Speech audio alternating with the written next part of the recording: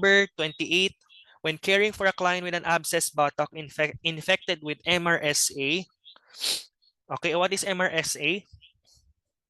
Multi-resistant.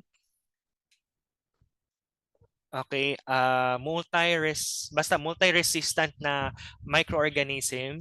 Okay, na sa mga antibiotics. Which protective equipment would be used when removing the packing from the wound?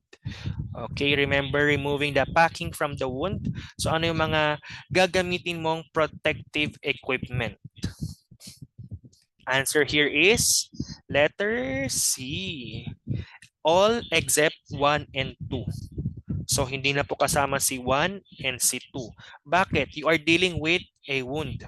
So bakit ka gagamit ng mask or respiratory protective device? Well, ideally to siguro pre-pandemic, I guess, okay?